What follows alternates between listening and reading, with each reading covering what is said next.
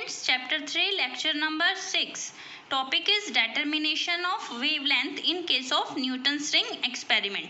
जो last lecture था उसमें हमने न्यूटन्स रिंग देखा था. न्यूटन्स रिंग कैसे बनती है, कंसेंट्रिक सर्कल्स की जो रिंग्स बनती है हमारी, जब हमारे पास हमने इस तरह का अरेंजमेंट किया है कि एक थिन फिल्म बन रही है between plano convex lens and plane glass plate. तब हमने ये सारा अरेंजमेंट देखा था.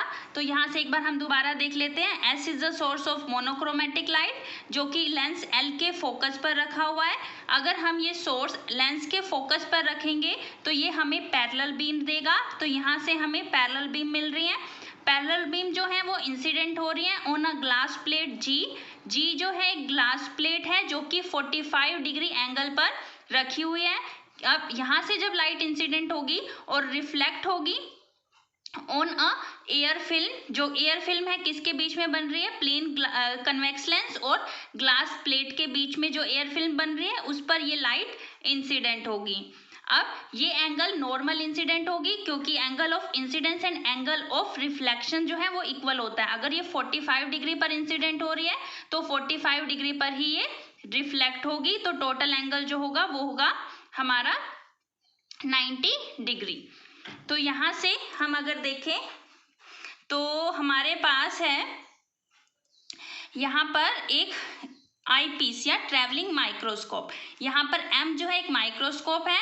एयर फिल्म पर जब लाइट इंसिडेंट हुई ये वापस क्या हो जाएगी, रिफ्लेक्ट हो जाएगी. और जब हम देखेंगे यहाँ आई पीस से या ट्रैवलिंग माइक्रोस्कोप से तो हमें कंस्ट्रक्टिव और मतलब हमें इंटरफेरेंस देखने को मिलेगा. कंस्ट्रक्टिव इंटरफेरेंस जिसमें हमें क्या मिलेगी, मैक्सिमा मिलेगी, और डिस्ट्रक्टिव इंटरफेरेंस जिस पर हमारी मिनिमा मिलेगी. तो हमारा यहाँ पर लाइट वेव्स जो है वो आपस में एक दूसरे के साथ इंटरफेयर करेंगी और हमें alternate bright and dark fringes देखने को मिलती है. और ये हम पहले ही पढ़ चुके हैं कि कंस्ट्रक्टिव इंटरफेरेंस कब होगा, मतलब मैक्सिमा कब बनेगा, जब हमारा पाथ डिफरेंस जो है वो किसके इक्वल हो जाएगा, 2n+½ लैम्डा, या फिर इसे बोल देते हैं 2n+1 λ/2. और अगर हमारा पाथ डिफरेंस n लैम्डा के इक्वल हो जाएगा तो हमारे पास वहाँ पर मिनिमा मिलेगा, डिस्ट्रक्टिव इंटरफेरेंस होगा. तो ये कंडीशन हम देख चुके हैं इन केस ऑफ रिफ्लेक्टेड सिस्टम. अगर हम ट्रांसमिटेड सिस्टम की बात करेंगे तो ये कंडीशंस जस्ट अपोजिट हो जाती हैं. तो यहाँ से हम ये लास्ट लेक्चर में हमने देखा था कि हमने रेडियस निकाली थी nth रिंग की इन रिफ्लेक्टेड सिस्टम. तो Rn था हमारे पास, Rn is equal to n+½ into में λr divide by mu in case of bright ring, और Rn is equal to n λr divide by mu in case of dark ring.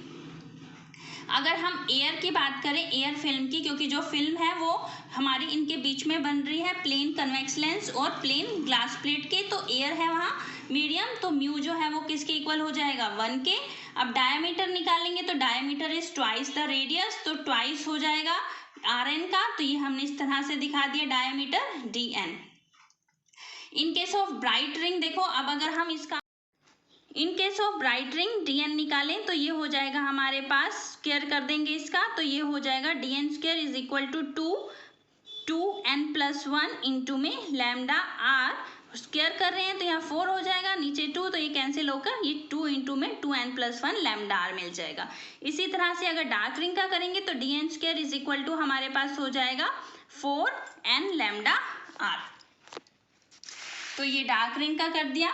अब अगर हमारे पास मान लो कोई n+mth रिंग है, n+mth ring का क्या मतलब है, सपोज हम सबसे पहले डायमीटर मेजर कर रहे हैं हमारी रिंग का, कोई भी nth रिंग का, हमने किसी पे भी हमारी क्रॉस वायर सेट की आई पीस की, उसके बाद हम मतलब 5 काउंट करके आगे जाते हैं n+mth, मतलब उसमें हम कुछ इंक्रीज कर रहे हैं 5, 10, 15 इस तरह से. तो n+mth रिंग का हम डायमीटर मेजर कर लेंगे. वो देखेंगे कैसे देखेंगे, फॉर्मूले के अकॉर्डिंग हो जाएगा Dn+m² is equal to 2 into में 2n+m+1 λr. तो यहाँ से डार्क रिंग का इस तरह से निकाल लेंगे, स्क्वायरिंग मतलब n को बस रिप्लेस कर देना n+m से.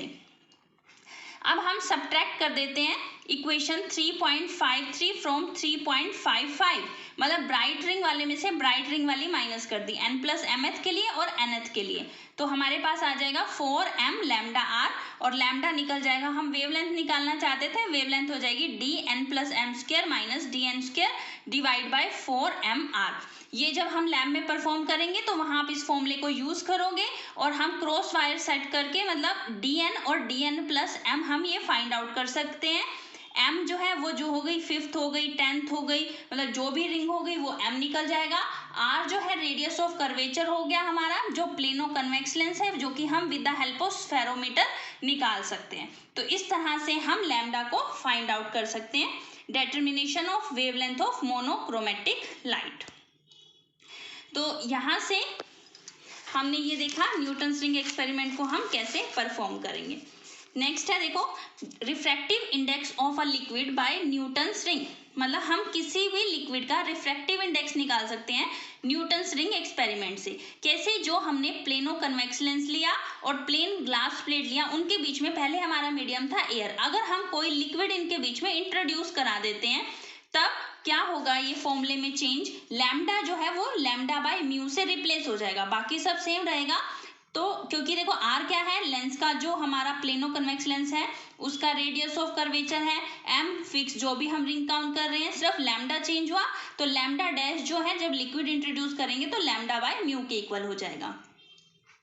तो dn+m का स्क्वायर माइनस dn² लिक्विड जो है वो 4m लैम्डा r था लास्ट जब हमने पढ़ा, तो डिवाइड बाय क्या आ जाएगा म्यू, यहाँ से म्यू निकाल लेंगे 4m lambda r divide by dn+m² minus dn², ये लिक्विड के केस में हो जाएगा। तो अगर हमें लैम्डा पता है, सोर्स की वेवलेंथ, r स्फेरोमीटर से हम कैलकुलेट कर सकते हैं, ये हम जो भी यूज करेंगे ट्रैवलिंग माइक्रोस्कोप उसकी हेल्प से निकाल सकते हैं।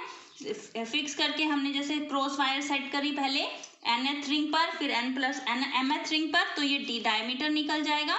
तो ये सब वैल्यू अगर हम पता होंगी तो हम रिफ्रैक्टिव इंडेक्स को फाइंड आउट कर सकते हैं। तो इस तरह से हम निकाल सकते हैं refractive index of liquid bye Newton's ring.